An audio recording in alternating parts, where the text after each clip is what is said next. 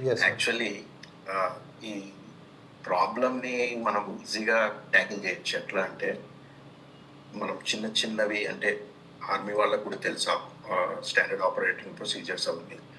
Actually వాళ్ళు 200 kilometres లోపలికొచ్చారు పహల్గామ్‌కి. హ్మ్.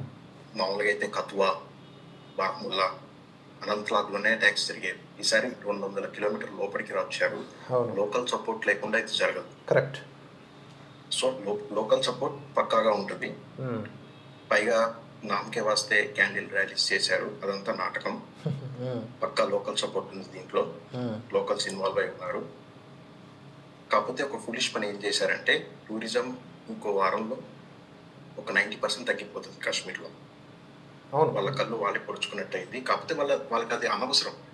వాళ్ళు దే ఓన్లీ సీ వాళ్ళొక హిందువులు మాత్రమే చూస్తారు. అది అదే వాళ్ళ దే టార్గెట్ ఓన్లీ సీ అన్నమాట. రిలీజియన్ అంతే. హ్మ్. క్షమించండి రామ్ గారు. ఇప్పుడు అమర్నాథ్ యాత్ర కూడా వస్తుందండి. దానికి అవునవును. బుకింగ్‌లు సో, కూడా జరుగుతుంది. దీనికి అదే. దీనికి మెయిన్ కారణము దీని తల ఎక్కడుందంటే, రావల్పిండి జీహెచ్‌కే హెడ్ క్వార్టర్స్‌లో ఉంది. ఓకే. రావల్పిండి జీహెచ్‌క్యూ హెడ్ క్వార్టర్స్‌ని ఎప్పుడైతే అది అంతమవుతుందో, అప్పుడే ఈ మరణాలనేవి ఆగుతాయి. అంతవరకు మనం హాఫిజ్ సయీద్‌ని గానీ, మసూద్ అజార్‌ని గానీ, ఎవరిని టార్గెట్ చేసిన Indian army there is no use. మళ్ళా 6 నెలలకి ఒక 10 మందో, 8 మందో, మళ్ళా 8 నెలలకి ఒక 20 మందో, 30 మందో ఇలా జరుగుతూనే ఉంటదండి. దీనికి ఎండ్ ఉండదు ఇక. 75 సంవత్సరాలు అంటే 1970 నుంచి మొదలైంది. మీకు తెలిసే ఉంటది. కరెక్ట్. జియా ఉల్ హక్ నుంచి మొదలైంది. Actually 1971 prior Pakistan is more developed than India. ఎప్పుడైతే జియా ఉల్ హక్ వచ్చాడో ఇట్ బికమ్ మోర్ రాడికల్ అనమాట. మత ఛాందసం బాగా పెరిగిపోయింది 1971 నుంచి. సో, దీన్ని మార్చలేం. ఇది ఒక క్యాన్సర్ లాంటిది. అది బ్రిటిషర్స్ మన విడగొట్టి అంటే ఒక లైన్‌ని రైట్ సైడ్ ఏమో బంగ్లాదేశ్, లెఫ్ట్ సైడ్ ఏమో పాకిస్తాన్, మధ్యలో ఇండియా నలగటం అది అన్‌ఫార్చునేట్ సిట్యుయేషన్. అది స్ట్రాటజికల్‌గా 1000 కట్స్ అనమాట. అవునండి. అవును. కంటిన్యూస్ బ్లీడింగ్ అనమాట. యెస్. సో, అది పెద్ద కాన్స్పిరసీ ఉంది. అది బ్రిటిషర్స్ కానీ అమెరికన్ ఇప్పుడు అమెరికా స్టేట్ హౌస్ ఇంటెలిజెన్స్ కమిటీలో ఆల్రెడీ ఈ అటాక్ గురించి తెలుసు అని ఇన్ఫర్మేషన్ ఉంది. హ్మ్. కొన్ని సోర్సెస్ ద్వారా నేను యాక్చువల్లీ చాలా ఆర్టికల్స్ చదువుతూ ఉంటాను జియో పొలిటికల్ ఎక్స్పర్ట్ లాగా. I mean you can say me as a geo political amateur geo political analyst. So, American house intelligence కమిటీకి ఈ ఇన్ఫర్మేషన్ ఆల్రెడీ తెలిసి ఉండొచ్చు అని ఒక అనుమానం కూడా ఉంది. సార్. సో, మీరు టైమింగ్ చూడండి. లాస్ట్ టైం మోడీ ప్రమాణ స్వీకారం చేసినప్పుడు ఒక అటాక్ జరిగింది అవును. వైష్ణోదేవి అవును. టైంలో. అవును. మళ్ళీ ఇప్పుడు మోడీ గారు సౌదీ అరేబియా వెళ్ళటం, కరెక్ట్. తర్వాత జేడీ వ్యాన్స్ ఇండియా రావటం. హ్మ్. హ్మ్. సో, దే ఆర్ డెస్పరేట్ అనమాట. పాకిస్తానీ వాళ్ళు చాలా డెస్పరేట్గా ఉంది.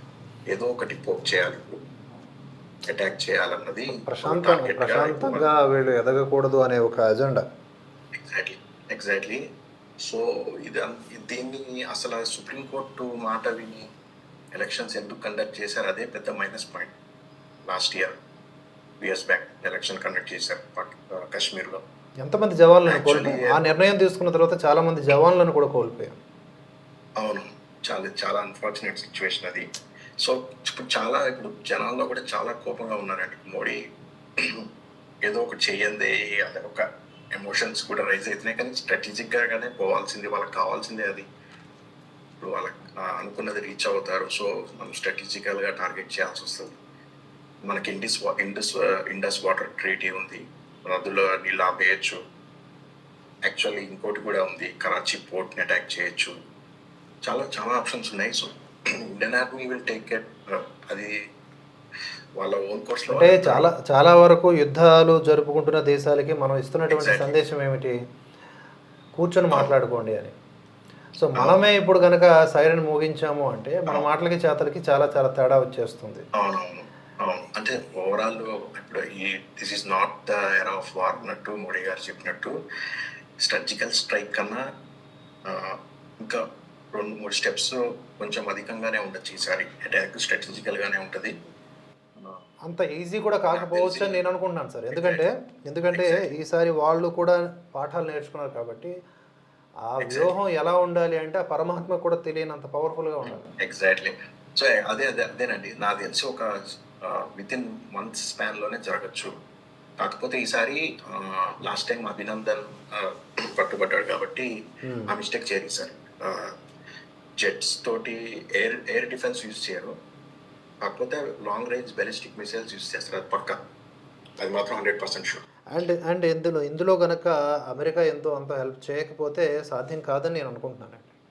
Trump should help. అవును అవును. అయితే రీసెంట్ గా ఏంటంటే అమెరికాని మనం కూడా మనం పూర్తిగా నమ్మలేము, అదే అంటున్నాను, నమ్మలేం, బట్ సాయం కావాలి. ఎగ్జాక్ట్లీ. సో ఇది కూడా మనకు యాక్చువల్ అనువైన టైం ఇది. యా, ట్రంప్ రావటం తర్వాత రష్యా కూడా ఇప్పుడు మనకి కొంచెం సహాయం చేసే పరిస్థితిలో లేదు. ఎందుకంటే అండర్ ద టేబుల్ సీక్రెట్ గా ఇండియానే రష్యాకి వెపన్స్ ఎక్స్పోర్ట్ చేస్తుంది థర్డ్ పార్టీ షిప్పింగ్ సర్వీసెస్ ద్వారా, మిలిటరీ ఏజెన్సీ యూజ్ చేసి బ్లాక్ సీ ద్వారా. సో రష్యాలో రిసోర్సెస్ ఇప్పుడు మొత్తం యుక్రెయిన్ అయిపోయి వెళ్ళిపోయింది కాబట్టి రష్యా కూడా మనకు అంత సహాయం చేసే పరిస్థితిలో లేదు. కాబట్టి మనకు కూడా యాక్చువల్లీ ఇది రైట్ టైమే, కానీ విత్ ఇన్ మంత్స్లోనే ఎనీ బలిస్టిక్ అటాక్ మాత్రం మనం ఎక్స్పెక్ట్ చేయొచ్చు పాకిస్తాన్ నుంచి. లేకపోతే బలూచిస్తాన్లో మళ్ళీ ఇంకో అటాక్ కూడా. అదేనండి, ఇవి ఎలా ఉందంటే అటు బంగ్లాదేశ్లో కూడా భారతదేశానికి అనుకూల పరిస్థితులు లేవు. చైనా కాచు కూర్చుని ఉంది, తటస్థ వైఖరి పేరుతో అది ఎవరికి సాయం చేయాలో వారికి సాయం చేస్తుంది. పాకిస్తాన్ తినడానికి తిండి లేకపోయినా తన దగ్గర ఆయుధాలు సమృద్ధిగానే ఉన్నాయి మన దేశం వరకు వేయడానికి. ఢిల్లీ వరకు టార్గెటెడ్గా ఉన్నాయి మన దగ్గర. ఎగ్జాక్ట్లీ. సో కొన్ని ఇంటర్నల్ సోర్సెస్ ద్వారా తెలిసిన విషయం ఏంటంటే general Asim Munir is a immense pressure in the Pakistan. చాలా ప్రెషర్లో ఉన్నాడు జనరల్ ఆసిమ్ మునీర్. అతనికి వ్యతిరేకంగా ఇంకో వర్గం తయారైంది పాకిస్తాన్ ఆర్మీలో. So there is a desperate attack. ఆయనకి వేరే దారి లేదు.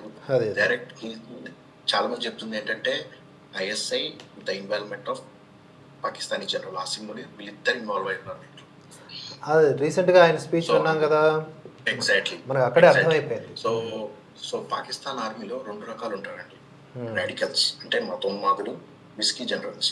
They are more align to Indian generals లానే ఉంటారు వాళ్ళు కూడా.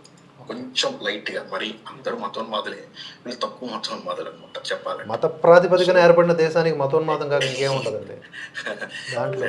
సో ఈ విస్కీ జనరల్స్ కి ఆసిమ్ మునీర్ వర్గానికి పడట్లేదు. సో ఆసిమ్ మునీర్ టైం ఇంకో 3-4 months లో అయిపోతుంది. So it's very desperate.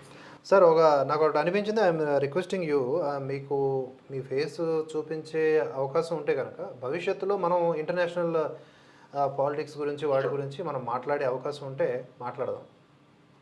Sure అండి.